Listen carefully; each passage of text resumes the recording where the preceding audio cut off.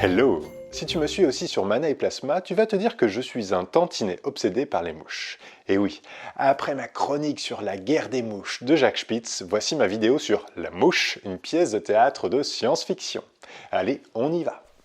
Ça faisait déjà un certain temps que l'idée de te présenter une pièce de théâtre me titillait. Je trouve que dans le milieu de la SF, on ne parle pas assez de théâtre. Or, de même qu'il y a une littérature de l'imaginaire, il y a aussi du théâtre de l'imaginaire.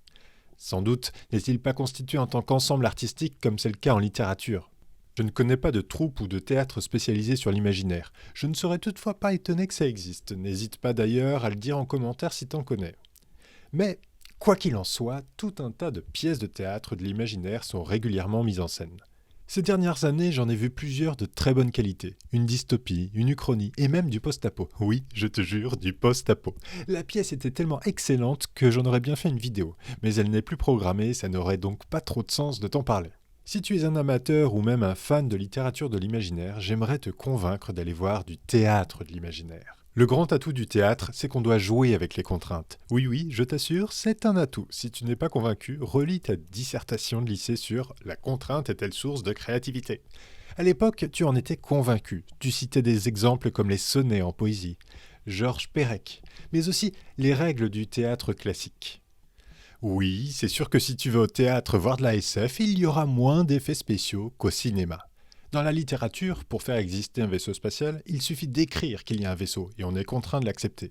Au cinéma, si tu as un budget à la Spielberg, tu montres carrément au spectateur le vaisseau spatial en plein vol.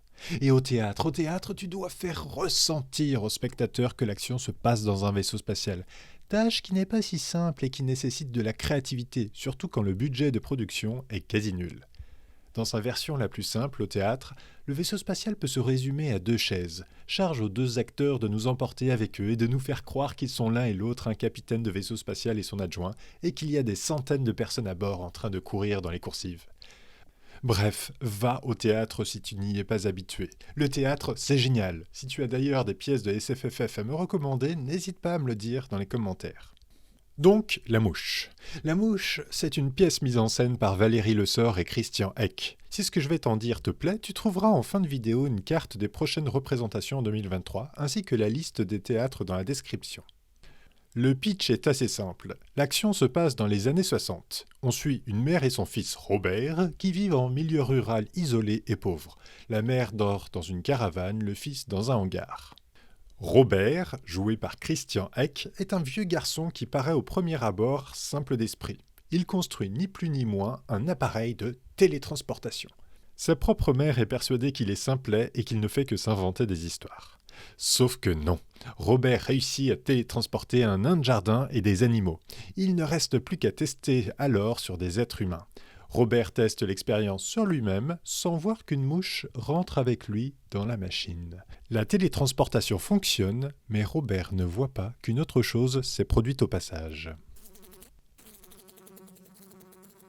La pièce mêle de nombreux genres, la science-fiction, vous l'avez compris, mais aussi la comédie, on rit énormément, et plus étonnamment, l'horreur. Tu verras que sur le plan des genres, il y a une véritable progression dans la pièce. On assiste aussi à une enquête policière, puisque Robert a également testé la télétransportation sur une femme, avec qui sa mère essayait de le mettre en couple. Et cette femme reste malheureusement introuvable après l'expérience. D'où le lancement de l'enquête policière. C'est ta copine qui est là! C'est pas ma copine! Vous faites des recherches sur quoi? Pour l'instant, je travaille sur une machine à téléporter. Où est-ce que vous rêvez d'aller? Oh, à Saint-Trope. On met un télépod à Saint-Tropez, et puis zou, vous y êtes en quelques secondes. À la téléportation. Mais oui, mon chéri, mange. Les 4 acteurs sont excellents, mais évidemment, c'est surtout Christian Eck qui n'est pas seulement excellent, il est exceptionnel.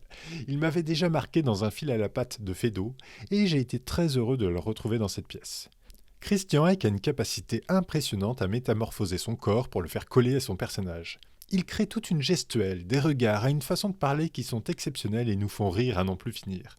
Ici, tu verras qu'il arrive à te faire rire et t'horrifier dans la même pièce, ce qui n'est pas banal. Depuis l'an 2000, Christian Eck a eu 7 Molières. La pièce La Mouche a elle-même été distinguée par 3 Molières en juin 2020. Un pour la création visuelle, un pour comédien et un pour comédienne. Le travail sur le décor et la métamorphose est très réussi. Sans doute le doit-on à Valérie Lessort qui, en plus d'être metteuse en scène, est également plasticienne. Avec Christian Eck, avec qui elle est en couple, elle a coécrit et co-réalisé Monsieur Hervé TV, un programme court sur Canal+. Le couple a aussi adapté 20 000 lieues sous les mers de Jules Verne au théâtre. Pour La Mouche, les 2 acteurs se sont par ailleurs entourés de Carole Allemand, une plasticienne qui a travaillé 12 ans pour l'émission Les Guignols de l'info.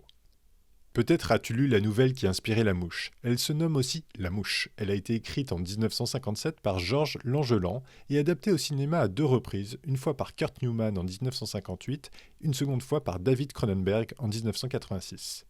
Mais dans la pièce de théâtre, Valérie Lessort et Christian Eck prennent beaucoup de liberté et changent de ton. S'il y a bien de l'horreur, on est beaucoup plus dans une comédie qui vient explorer un milieu social. Valérie Lessort et Christian Eck se sont d'ailleurs inspirés de l'épisode de l'émission franco-belge Striptease, le perroquet et la soucoupe volante. Dans cet épisode, le reportage nous plonge dans la vie d'une mère et de son fils, tous 2 agriculteurs. Le fils consacre son temps libre à fabriquer une soucoupe volante dans son jardin. À la différence de la pièce, ici la mère est vraiment persuadée que son fils est un génie. Si tu ne connais pas cet épisode de 20 minutes, je t'invite à le regarder, on le trouve sur YouTube et il vaut sacrément le détour. On y retrouve clairement l'esprit de voyeurisme social qui a inspiré la pièce. Faut pas croire que cet engin est né du ciel comme ça. Il est né sans rien, hein. Pas obligé que j'ai pas fait de plan pour faire cet engin. Bon, il est là, mais il n'y a jamais eu de plan de fait, hein. Et puis, c'est une conception qui me vient comme ça. Si celle-là, ça réussit qu'elle revienne, le gouvernement va nous aider. Mais vous savez, elle va coûter aussi cher une fois qu'elle sera faite, avec tous les trucs qu'il y aura dedans, les tableaux de bord et tout le merdier, hein, elle va coûter aussi cher qu'un avion.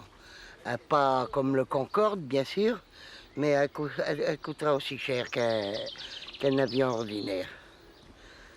Si tu as envie de voir la pièce, voilà une cartographie des lieux où elle sera jouée en 2023. Si tu regardes cette vidéo dans plusieurs mois ou plusieurs années, n'hésite pas à regarder sur internet. Peut-être que de nouvelles représentations ont été programmées. Et regarde aussi sur Canal+, la pièce y a été disponible en 2022. En ce moment, elle n'y est plus programmée, sans doute pour que les gens aillent voir la pièce au théâtre. Mais j'espère qu'elle sera à nouveau dispo sur Canal une fois les représentations terminées. Si ça t'a plu que je te parle de théâtre ici, n'hésite pas à me le dire en commentaire, j'envisage de faire d'autres vidéos de ce type. Et puis si la vidéo t'a plu, n'hésite pas à lâcher un petit pouce bleu, oui celui-là, pas l'autre, et à t'abonner à ma chaîne. Allez, je te dis à très vite sur Miroir SF, et surtout, à la télétransportation.